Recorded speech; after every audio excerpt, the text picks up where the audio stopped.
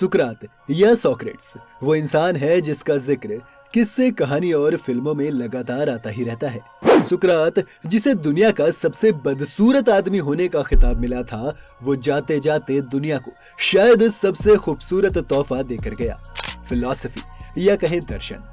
सुकरात को उस वक्त का सबसे ज्ञानी इंसान कहा जाता था, और ये हमारी बदकिस्मती ही समझिए कि इस इंसान ने कभी जिंदगी भर अपने विचारों को किसी भी किताब में नहीं लिखा। उसे जो पता था उसने बोलकर सबको बताया, और महज इसे बोलने के कारण ही उसे जहर पीकर मरने की सजा दी गई। तो कौन है ये सुकरात और क्यों आज इसके चर्चे हैं, जानेंगे हम सभी आज की इस वीडियो में, तो अंत तक बने रहिएगा हमारे साथ। सुकरात का जन्म आज से लगभग 2500 साल पहले ग्रीस के एथेंस में हुआ था। अगर आप जानना चाहते हैं कि क्यों सुकरात को आज एक लेजेंड के रूप में देखा जाता है, तो इस किस्से को सुनिए, जो सुकरात के शिष्य रहे अफलातून, या जिसे हम लोग प्लेटो के रूप से जानते हैं।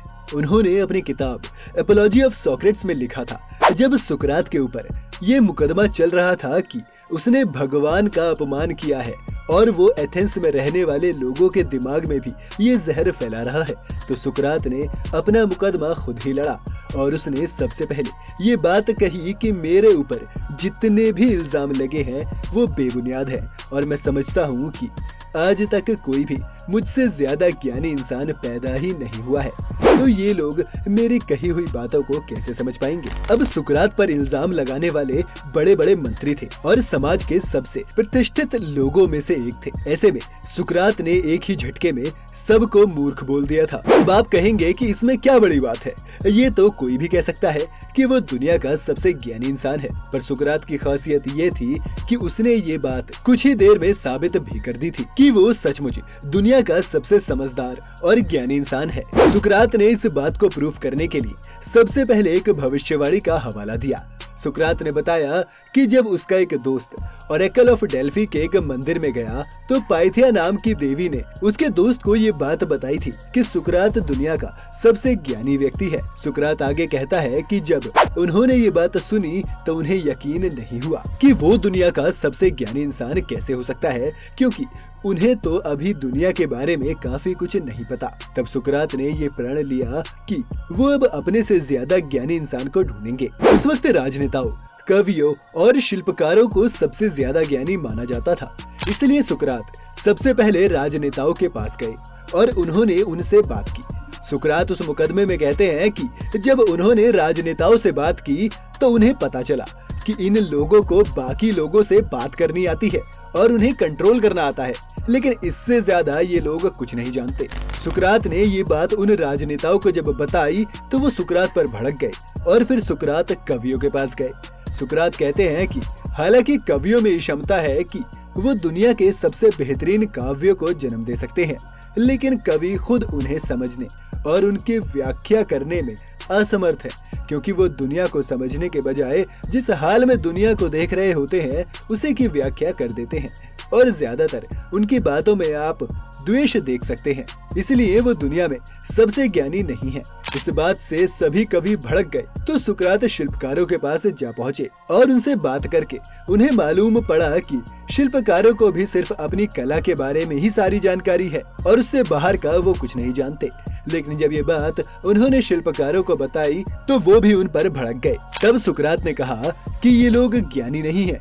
ये बात साबित करने के बावजूद भी ये लोग खुद को महाज्ञानी और महापंडित समझते हैं, और एक तरफ मैं हूँ जिसे ये बात पता है कि मुझे सब कुछ नहीं पता, इसलिए मैं इनसे बड़ा ज्ञानी हुआ और इसी आधार पर मैं दुनिया का सबसे ज्ञानी व्यक्ति भी हुआ। इस मुकदमे का फैसला क्या आया वो हम आपको वीडियो में आगे बताएंगे। सुकरात कभी नहाते नहीं थे और हमेशा फटे हुए कपड़े पहनते थे। वो गांधी के भी गांधी थे।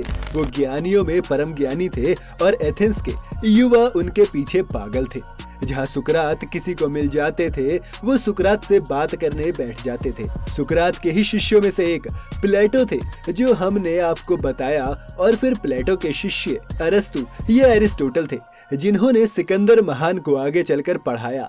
आज भी फिलॉसफी की पढ़ाई की जाती है तो सुकरात को सबसे पहले पढ़ाया जाता है।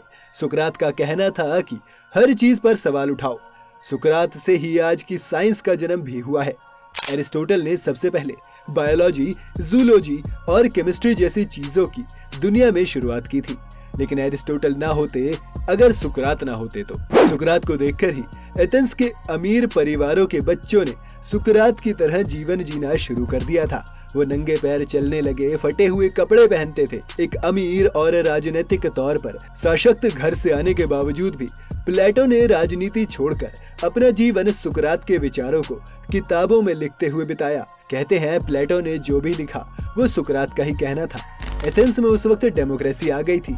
एथेंस को ही डेमोक्रेसी की जननी कहा जाता है। लेकिन सुकरात को डेमोक्रेसी बिल्कुल पसंद नहीं थी।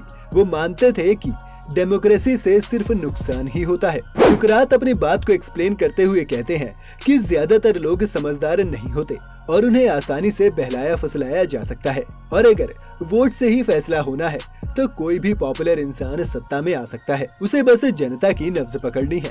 लेकिन एक अच्छा लीडर तो वो होगा जिसके अंदर लोगों का नेतृत्व करने की क्षमता हो। सुकरात के मुताबिक नेतृत्व करना एक अलग स्किल है जो हर कोई नहीं सीख सकता।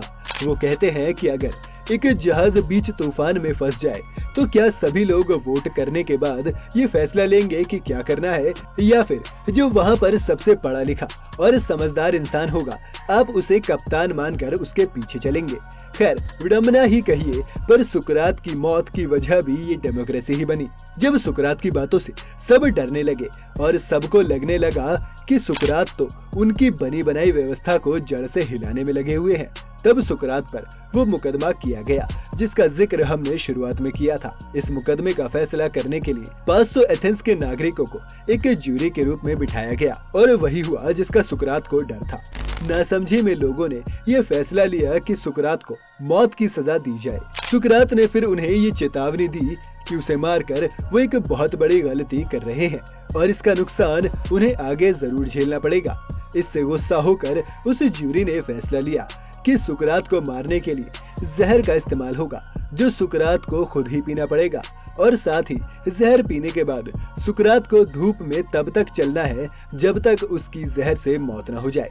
सुकरात के पास अब भी मौका था कि वो चाहे तो इस सजा को कबूल करें या फिर से कोर्ट से अपील करें कि उन्हें मौत की सजा न देकर एथेंस से निष्कासित कर दिया जाए, पर सुकरात ने अपील नहीं की। सुकरात की इस मौत को डेमोक्रेसी द्वारा की गई आजाद सोच की पहली हत्या कहा गया। सुकरात लोगों से बहुत अलग थे, लेकिन बहुमत में बैठे लोगों ने उनकी जान ले ली। सुकरात ने मरते वक्त अपने शिष्य क्रीटो से कहा कि वो एस्क्लेपियोस नाम के एक देवता को एक मुर्गे की बलि दे। ज्यादातर लोग ऐसा तब करते थे जब वो किसी बीमारी से मुक्त हो जाते थे। मरते मरते सुकरात दुनिया को बताना चाहते थे कि जीवन खुद एक बड़ी बीमारी है जिससे छुटकारा केवल मौत ही दिला सकती है। आपको आज की वीडियो कैसी लगी और क्या आप सुकरात के विचारों से सहमत हैं? हमें कमेंट्स में लिखकर बताएं। साथ ही अगर वीडियो पसंद आई हो तो वीडियो को लाइक और चैनल को सब्सक्राइब करना ना भूलें।